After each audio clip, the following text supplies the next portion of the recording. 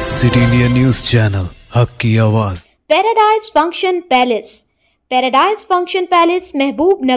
सहाफ़ियों की फलाह व बहबूद और हुकूक़ की पासदारी के लिए TUWJ की 70 साल खिदमात। TUWJ महबूब नगर महासभा से विराहत अली रियासती सदर का खिताब। TUWJ IJU जिला महबूब नगर की तीसरी महासभा का इनेकाद महबूब नगर के विष्णु बैंक्वेट हॉल तेलंगाना चौराहे पर अमल में लाया गया। इस महासभा की सदारत सीनियर सहाफ़ी जयराज ने की, जबकि बतौर मेहमान खुसूसी विराहत अली रियासती सदर TUWJ IJU, मिरियाला किश्तैया रियासती जनरल सेक्रेटरी, मलयाला बालास्वामी, प्रशांत अराकीन कौमी कौंसल, मधुगौड़ रियासती सेक्रेटरी, संजीव मुदिरा सदर ज़िला कांग्रेस महबूब नगर, लक्ष्मण यादव सदर मोड़ा, बिक्करी मधुसूदन रेड्डी, सुरेंद्र रेड्डी, आनंद गौड़ साबिक सदर नशीन बल्दिया महबूब नगर, मोहम्मद अहमद सदर इलेक्ट्रॉनिक मीडिया महबूब नगर, मोहम्मद अब्दुल मुजीब सीनियर सहाफ़ी व स्टाफ रिपोर्टर सियासत महबूब नगर ने, सैयद अजमत अली शाह रियासती सदर नायब सदर TUWJF ने शिरकत की।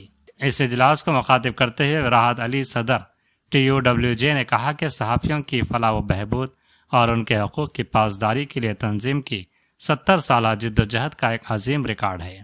रियासत की तकसीम पहले और तकसीम के बाद तंजीम की नुमाइंदगी पर हुकूमतों को सहाफ़ियों के हकूक़ के लिए कई इक़दाम करने पर मजबूर किया गया। उन्होंने इस अज़्म का इजहार किया कि आइंदा भी तंजीम की जानिब से सहाफ़ियों के लिए एक मुनफरिद हेल्थ स्कीम को मुतारुफ़ करवाने के लिए हुकूमत के साथ बातचीत जारी है, जिसको बहुत जल्द क़तियत दी जाएगी। एक्रेडिटेशन कार्ड्स और सहाफ़ियों के लिए अराजी जैसे उमूर के लिए भी हुकूमत पर दबाव बनाया जा रहा है। दीगर मेहमानों ने भी इजलास को मुखातिब किया। उन्होंने महासभा की कामयाबी पर महबूब नगर के कायदीन को मुबारकबाद पेश की।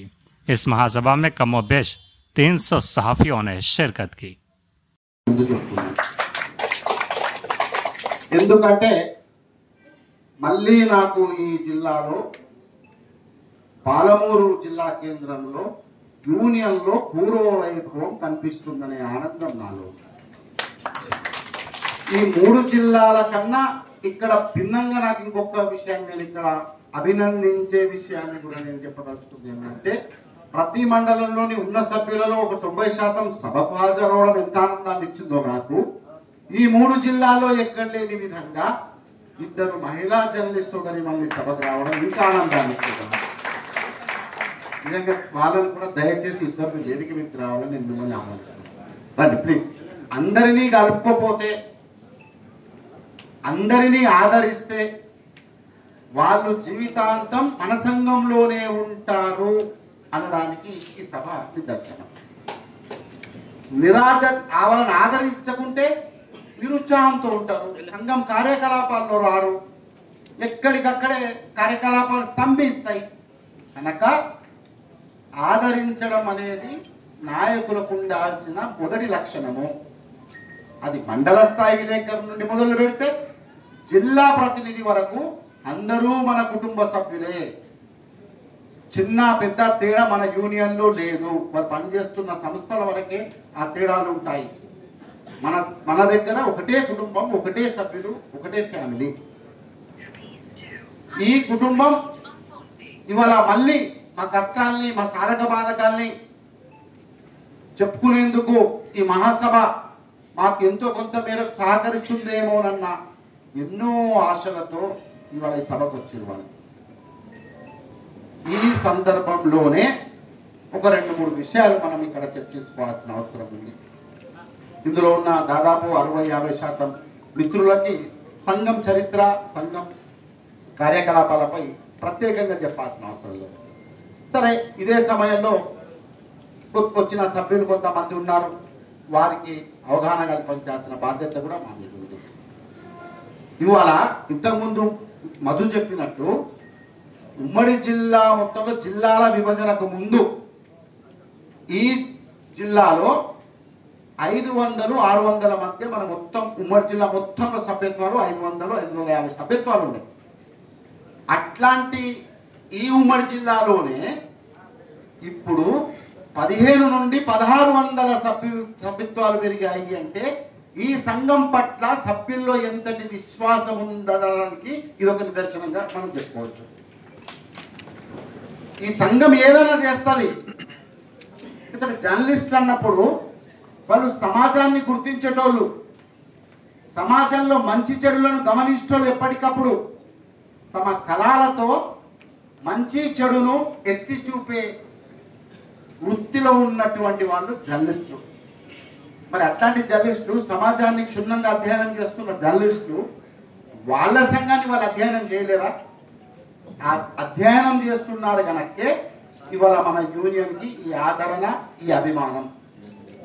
ఈ ఆదరణ అభిమానానికి కూడా కారణం ఏందని పరిశీలిస్తే కొంచెం వాళ్ళు మాట్లాడమని వాళ్ళు వచ్చినట్లు మాట్లాడతారు. మాయమాటలు మొత్తం చెప్పి రాష్ట్రాన్ని భ్రష్టు పట్టించి ఒక గందరగోళం సృష్టించి ఒక చిక్కుముడు వేసి రాష్ట్ర స్థాయిలో వాళ్ళు కానీ జిల్లా స్థాయిలో ఇక్కడ ఉన్నటువంటి మాజీ మంత్రులు కానీ, ఎందుకంటే ఇంతకుముందు అన్న మాట్లాడుతూ గతంలో ఉన్న మాజీ మంత్రి గారు డబుల్ బెడ్రూమ్ ఇచ్చినట్టుగా ఉన్నారని చెప్పి అడుగుతా ఉన్నారు. అక్కడ నుంచి స్పందన రాలేదు, మీరు గమనించింటారు. దాని అర్థం ఏంటంటే దానికి కూడా ఒక కులబద్ధ లేకుండా, ఒక పద్ధతి లేకుండా ఓన్లీ ఓట్ల కోసమే రాజకీయం చేస్తూ పట్టా సర్టిఫికెట్లను మార్కెట్లో అమ్మే కూరగాయలలాగా సంచిలో వేసుకొని ఎవరికైతే ఓట్లు ఉండవో, ఎవరికైతే ఇవ్వాలో అని చెప్పి వాళ్ళ ఇంట్లోనే సర్టిఫికెట్లు పెట్టి రాసి దానికి ఒక పద్ధతి లేకుండా సర్టిఫికెట్లను ఓట్లు వేసేటప్పుడు లైన్లో నిలబడ్డ గుంపులకు కూడా సర్టిఫికెట్లు పంచిన గత పాలకుల చరిత్రనే ఇంతవరకు మీకు న్యాయం జరగకపోవడానికి ముఖ్య కారణం. ముఖ్యంగా చెప్తా ఉన్నా నేను. ఆ విధంగా మీరు పోరాటం చేస్తారన్నారు. గతంలో కూడా మీ యొక్క TUWJ IJU అయితేనేమి మీ తరఫున జిల్లాలో కూడా పోరాటాలు సాగిస్తూనే ఉన్నారు. కానీ ఇచ్చిన సర్టిఫికెట్లలో కూడా ఒకటే డబుల్ బెడ్రూమ్ ఇంటికి 3-4 పట్టా సర్టిఫికెట్లు ఇష్యూ చేసి ఆడికి పోతే ఒక తాళం మీద ఒక తాళం 3-4 తాళాలు వేసుకున్నారు. ఒకటే ఇంటికి తాళం మీద తాళం ఎక్కింది. అంటే అవన్నీ ఎప్పుడు బయటపడ్డాయి? ఎలక్షన్ తర్వాత బయటపడ్డాయి.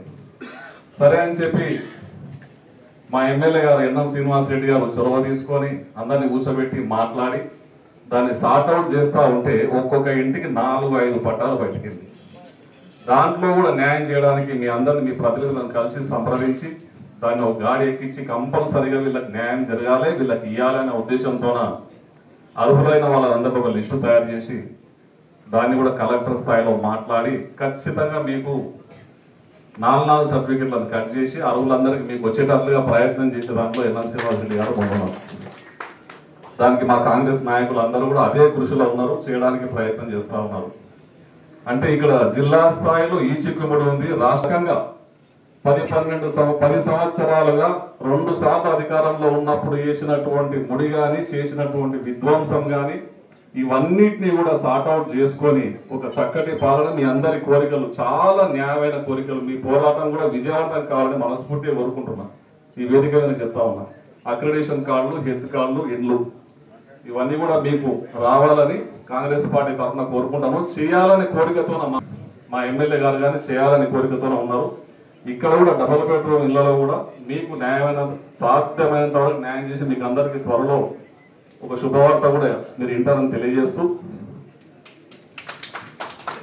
రాష్ట్రంలో కూడా మీ యొక్క ఉద్యమం ఫలించాలి, మీకు న్యాయం జరగాలి. హెల్త్ కార్డులు అనేది చాలా చిన్న విషయం. వాస్తవంగానే పైన మాత్రమే ఊపరు చదవాని అందరు పక్షాన్ని అన్నట్లుగా రిపోర్టర్లు చాలా పేదరికంలో చాలా మంది ఉన్నారు.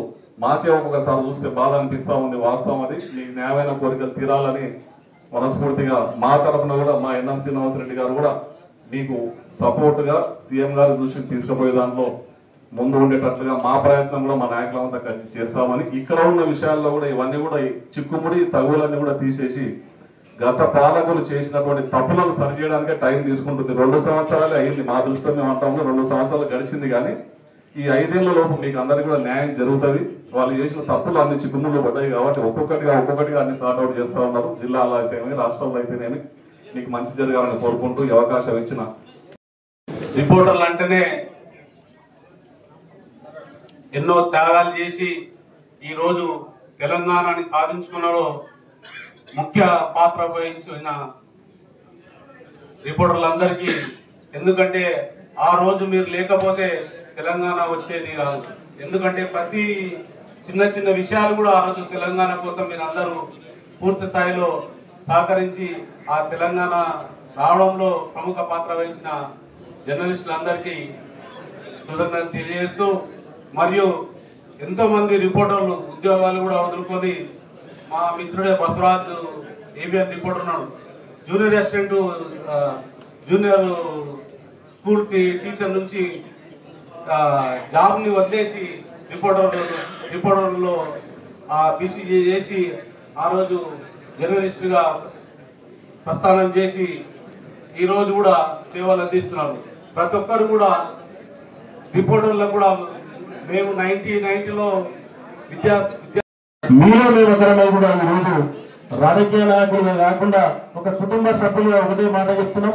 మీరు నష్టపోయిన విషయాన్ని మేము మళ్ళీ జరగకుండా ఈరోజు మీ అందరూ కూడా నిజంగా జర్నలిస్టులు అంటే ఈ సమాజంలో మీ ముఖ్యమైన మీ పాత్ర వల్ల ఈరోజు సమాజం కూడా ఎక్కడ ఉన్నా కూడా ఎక్కడున్న తప్పులను ఒప్పులను మంచిని చెడును కళ్ళకు కట్టినట్టుగా చూపించేదంటేనే జర్నలిజం.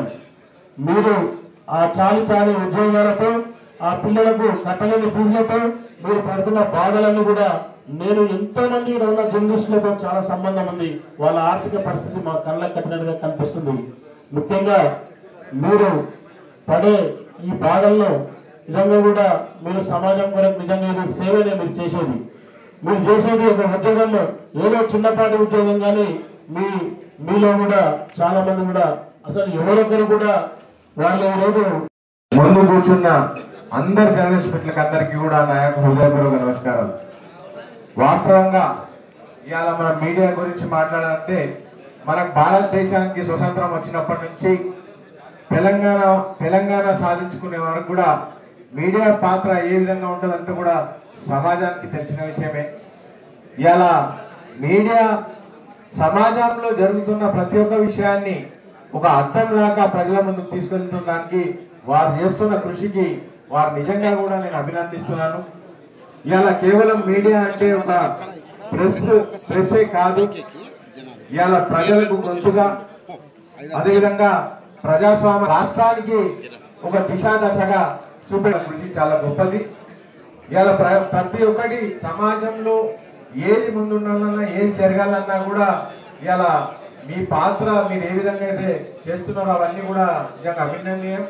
అదేవిధంగా మీరు రాస్తే ఇవాళ చాలా విషయాలు బయటపడతాం. మార్పు మొదలు కావడానికి ఇవాళ పత్రికా మిత్రుడే ఇవాళ ఉన్నారు. ఇవాళ కాంగ్రెస్ ప్రభుత్వం కూడా మా నాయకుడు ముఖ్యమంత్రి రేవంత్ రెడ్డి గారి నాయకత్వంలో మొట్టమొదటిగా వారు ముఖ్యమంత్రి అయిన తర్వాత మీడియా మిత్రులకు ఏదైనా చేయాలని చెప్పి మొట్టమొదటిగా వారికి హౌసింగ్ అనేది చాలా ఇంపార్టెంట్.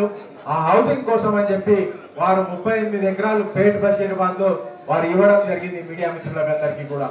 అది రాని వాళ్ళకు కూడా రేపు రాబోయే దినాల్లో